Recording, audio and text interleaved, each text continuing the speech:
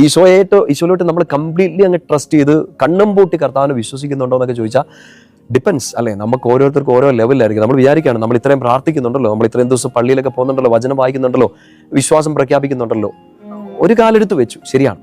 ഈ രണ്ടാമത്തെ കാലെടുത്ത് വെക്കണം. നിങ്ങൾ നിങ്ങളുടെ ജീവിതമായിട്ട് ഓരോ പേഴ്സണലി അതൊക്കെ ചിന്തിച്ചാൽ മതി. കംപ്ലീറ്റ്ലി ഇപ്പുറത്തൊരു പിടുത്തം വിട്ട് ഈശോ മാത്രം എന്ന് പറഞ്ഞ് നമ്മൾ ശരിക്കും ഇറങ്ങിയിട്ടുണ്ടോ? ഒരു കാലെടുത്ത് വെക്കാൻ പറ്റും. നമുക്ക് വേദപാഠ ക്ലാസ് ധ്യാനങ്ങളൊക്കെ കൂടി മാതാപിതാക്കൾ പറഞ്ഞു തന്നു. നമുക്ക് കിട്ടിയ ബേസിക് ഫെയ്ത്ത് ഫോർമേഷനിൽ ആദ്യത്തെ കാലെടുത്ത് വെക്കാനുള്ള വിശ്വാസം നമുക്ക് എല്ലാവർക്കും ഉണ്ട്. പക്ഷെ അതല്ല വിശ്വാസം. യഥാർത്ഥ വിശ്വാസം എവിടെയാണ് തെളിഞ്ഞു കിട്ടുന്നത്? Faith happens in the second step. രണ്ടാമത്തെ കാലെടുത്ത് വയ്ക്കുക എന്ന് വെച്ചാൽ ഇവിടെ നിന്ന് പിടുത്തം മുഴുവൻ വിടുക.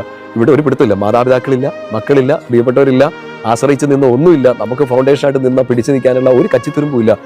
ഈശോയെ അതൊന്നും ഇല്ലെങ്കിലും നീ അവിടെ ഉണ്ടല്ലോ എന്ന് പറഞ്ഞ് രണ്ടാമത്തെ സ്റ്റെപ്പ് എടുത്ത് വെക്കുന്നിടത്താണ് നമ്മുടെ വിശ്വാസം പ്രകടമാകുന്നത്. നമ്മുടെ ലൈഫ് സിറ്റുവേഷനിൽ ഇത് നിങ്ങളുടെ ജീവിതമായിട്ട് ചേർത്ത് വ്യാഖ്യാനിച്ചെടുക്കണം. ഈശോയെ വിശ്വസിക്കുന്നു എന്ന് പറയുമ്പോഴും ഇപ്പുറത്തൊരു പിടുത്തം പിടിച്ചുകൊണ്ടാണെന്ന്.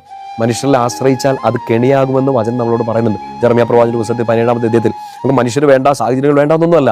പക്ഷെ അപ്പോഴും ഈശോയെ ഒരു ഗ്യാരണ്ടി ഒക്കെ എടുത്തിട്ട് വലിയ കുഴപ്പമില്ലാത്ത രീതിയിൽ അങ്ങ് ആരാധിച്ച് പോകാം, ബുദ്ധിമുട്ടില്ലാത്ത രീതിയിൽ അങ്ങ് വിശ്വസിക്കാം. ഇവർക്കൊന്നും കുഴപ്പമില്ലാത്ത രീതിയിലെല്ലാം ഒന്ന് ടോളറേറ്റ് ചെയ്ത് ഒരു അഴകുഴഞ്ഞ വിശ്വാസമൊക്കെ ആണെങ്കിൽ നമ്മൾ ആദ്യത്തെ സ്റ്റെപ്പ് മാത്രമേ എടുത്തു വെച്ചിട്ടുള്ളൂ.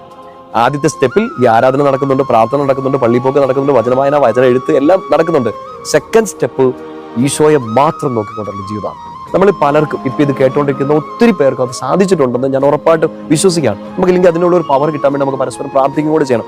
ഈശോയെ എല്ലാം ഇവിടെ നിന്നുള്ള സകല ആശ്രയത്വം പോയാലും, മാതാപിതാക്കൾ കൈവിടുന്നു, ജോലി പോകുന്നു, ആരോഗ്യം പോകുന്നു, എന്നാ പോയാലും എനിക്ക് നീ മുമ്പിലുണ്ട്, അതെനിക്ക് മതി എന്നുള്ള ഉറച്ച ബോധ്യത്തിൽ കാലെടുത്ത് രണ്ടാമത്തെ സ്റ്റെപ്പ് എടുത്ത് വെക്കാനുള്ള ഒരു വിശ്വാസം.